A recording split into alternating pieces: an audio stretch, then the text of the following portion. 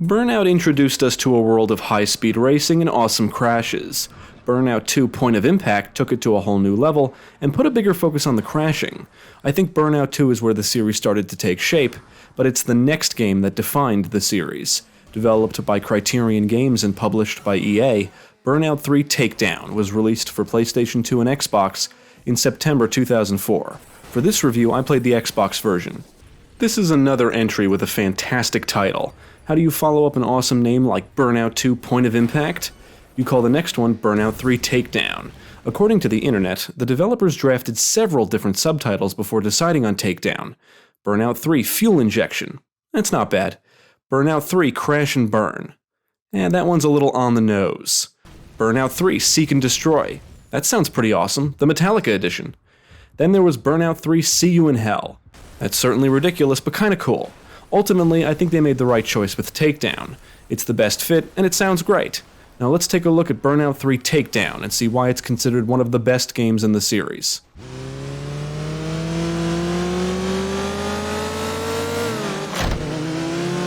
Burnout 3 is an arcade-styled racing game just like the previous entries, but it's faster and more action-packed. You can accelerate, brake, and drift. Driving dangerously fills up your boost bar. Dangerous driving includes tailgating opponents, near-missing traffic, driving on the wrong side of the road, drifting, escaping crashes, and taking down opponents. Taking down an opponent will not only grant you boost, but also extend your boost bar with an additional segment, and you can have up to a max of 4. Crashing will result in losing a segment. Unlike the previous two games, you can activate the boost at any time, and boost can be stolen from opponents by rubbing them, slamming them, shunting them, grinding against them, and by denying a takedown. Boosting is important and can often be the key to winning races and setting record times.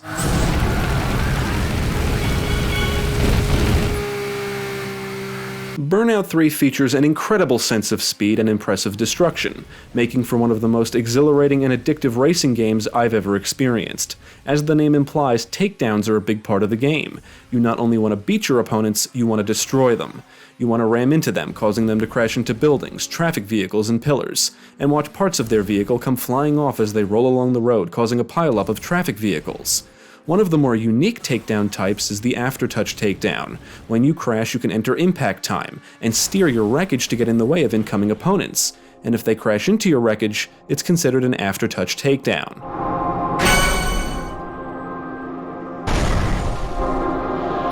My only issue with this is that the camera doesn't always position itself in a spot where you can easily see incoming opponents. Another unique takedown type is the signature takedown. This is when you take an opponent down in a certain way during certain events and on certain tracks. The racing in Burnout 3 is more than just driving around a track. It's not just a race to the finish, it's a battle. There's a good number of vehicles to choose from, and they're split up into groups or series. They have different stats in top speed and weight, and you can change their colors. Most vehicles need to be unlocked by earning enough burnout points, performing enough takedowns, winning face-offs, earning enough gold medals, earning enough crash dollars, and by winning specific World Tour events. The World Tour is the meat of the single player. You can participate in events spread out across 3 regions, the USA, Europe, and the Far East. You can select the region and event from the Crash Nav screen, and you have to complete events to unlock more. You'll participate in familiar events like races, Grand Prix races, face-offs, and crashes. New events include Road Rage, Burning Lap and its variants, and Eliminator, which is an event where the racer in last at the end of each lap is eliminated. The difficulty in the World Tour mode ramps up nicely. You start out with slower cars like those in the Compact series and work your way up towards the Super and Special vehicles, which consist of some of the fastest cars in the game.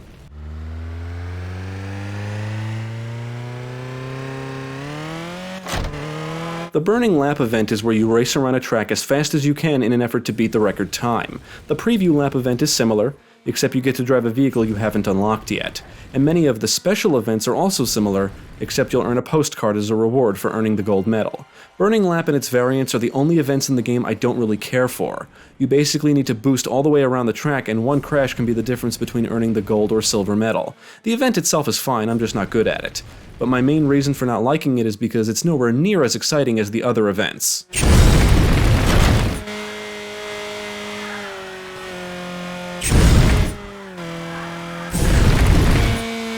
Road Rage is by far one of the best events in the game. It's my favorite.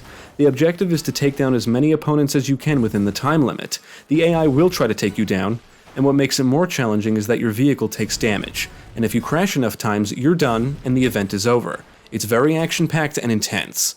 One of the reasons it's so great is because it's just non-stop. The event pushes you to keep going. Whenever an opponent crashes, they will respawn ahead of you down the road, so you don't have to brake or slow down to locate and engage the next opponent. It's one of the most addictive events in the game. Even if I kept losing, I would never get frustrated. I was always happy to keep jumping back in to try again. You can set up a Road Rage event outside of the World Tour, and I could play this shit all day.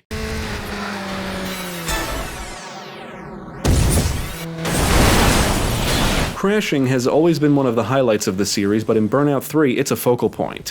Whether it's a race, face-off, eliminator race, or road rage, causing your opponents to crash is encouraged. When you do cause a crash, the camera will focus on the wrecked opponent in slow motion for a brief time, which is often satisfying to watch, before snapping back to your vehicle. It should be noted that the takedown camera can be turned off. If you want to see some really crazy crashes and destruction, you'll want to play through the crash events, and there's a ton of them. As you complete the events, more are unlocked, and you'll earn new vehicles for the crash mode by earning enough crash money. It's one of the coolest events/modes in the game.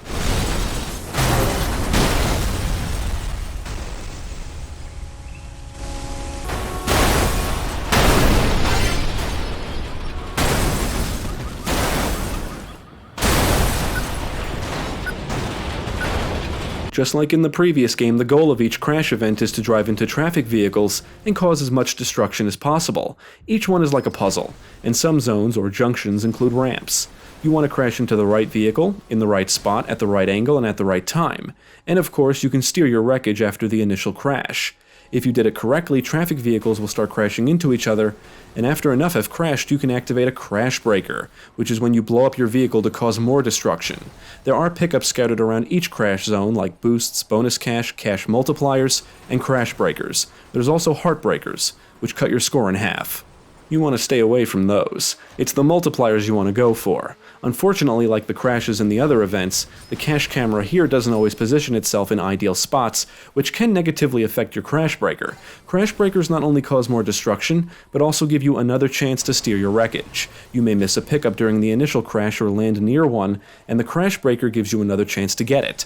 However, the camera will often switch to focus on the traffic destruction, and then switch back to you when the crash breaker is ready, but sometimes at an angle where you can't see the pickup. It can be annoying. You can set up your own events in the other game modes outside of the World Tour, and you can even go for record times in the Time Attack mode. The game also features several multiplayer modes, including a local cooperative crash mode called Team Crush. I didn't get to try the multiplayer, but that's okay because there's enough single-player content here to keep you occupied for a long time, and the AI opponents do put up a good fight.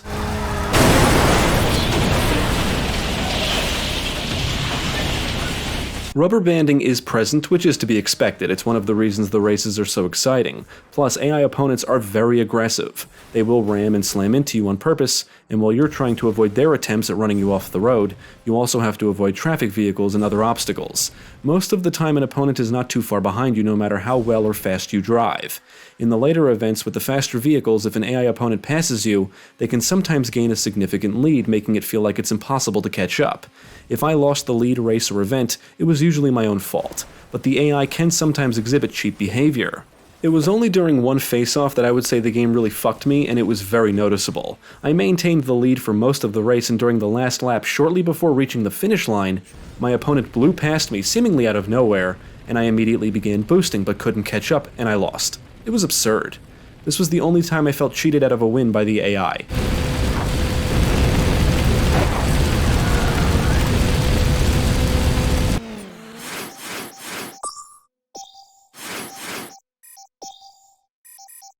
Burnout 3 easily has the best tracks in the series up to this point. The tracks in each region take you to various different locations. You'll drive on highways, dirt roads, bridges, through tunnels, and jungles.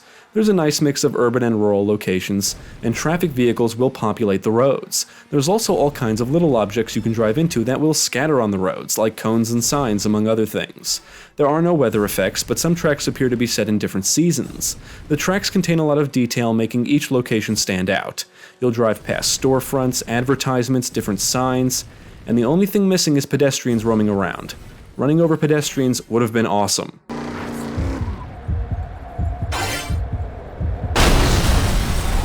When it comes to the visuals, Burnout 3 blows away its predecessors. Everything from the cars to the tracks is vibrant and colorful. Vehicle models do reflect their surroundings, and crashes result in a destructive feast for the eyes. Vehicle models will be deformed, sparks will fly, glass will shatter and break, and vehicle parts will be launched in various directions. EA published the game, and I guess that means the developers were forced to advertise other brands and EA games, like Battlefield and Need for Speed on things like billboards peppered throughout the tracks. Regardless, the environments are well detailed and varied. On the audio side, Burnout 3 is one of the games that's part of the EA Tracks initiative, which means the soundtrack is full of licensed music, and it's accompanied by DJ Stryker. Now, I turned off the music for two reasons. One, I don't want to deal with YouTube's copyright bullshit, and two, I'm not a huge fan. The soundtrack primarily consists of alternative rock and punk. I'm starting to think maybe they really should have called this Burnout 3 Seek and Destroy, the Metallica edition. They could have included the entire Kill 'Em All album.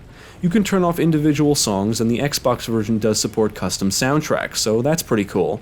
And I know what you're thinking, time to dust off that Rain in Blood CD. Judas Priest has some great tunes to race to, and I think AC/DC's Chase the Ace would make the perfect theme song for this game. Anyway, the sound effects are excellent. You'll hear glass break and metal crunch during crashes. Vehicles roar as they speed along roads, the boosting sounds extremely powerful, and you'll hear zips as you speed past traffic vehicles. On the technical side, the frame rate did dip frequently in the crash mode/events, usually when the screen was filled with a ton of vehicles and destruction. Other than that, the game ran smooth.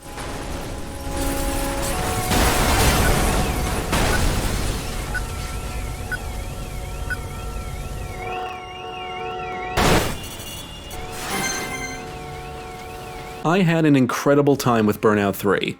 It's an extremely fun and addictive experience that will keep you glued to the screen for hours. One night I decided to play for a little bit before going to bed. I started at 9 p.m. and ended up going to bed at 2 a.m. It's the kind of game where I found myself saying just one more after every event. Progressing through the world tour is great because you're frequently rewarded, and there's a lot of vehicles and awards to unlock. Furthermore, there's a ton of content. The world tour mode should keep you occupied for a very long time thanks to the amount of events on offer. Now, the game is challenging and rarely feels unfair. The AI may showcase some cheap behavior from time to time, but more often than not, crashes and losses were my own fault. And even if I did lose, the gameplay is so exhilarating I didn't even care. I never wanted to stop. The crash mode has been expanded upon, and it's even more fun than it was in the last game. Best of all, even after you've seen everything the game has to offer or unlocked everything, you can still come back to it and have a great time. Burnout 3 is infinitely replayable. Burnout 3 is by far one of the greatest racing games ever made. In fact, I would even say it's one of the greatest games ever made. I would absolutely recommend it to anyone. Even if you're not a fan of the genre, I would still suggest you give this a shot. This is the kind of game that was great when it came out and is still amazing to this day. It's timeless. It's a game that keeps you at the edge of your seat from start to finish. It keeps you engaged, it's exciting, it's replayable, and it's just pure fun. Definitely check it out.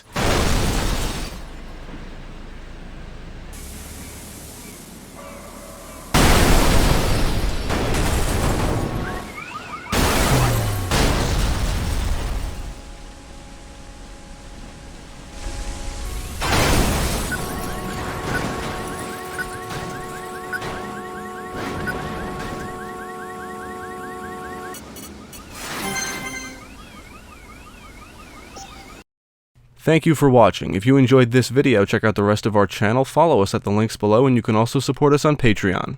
If you're interested in more gaming content, check out our friends over at Gamecast.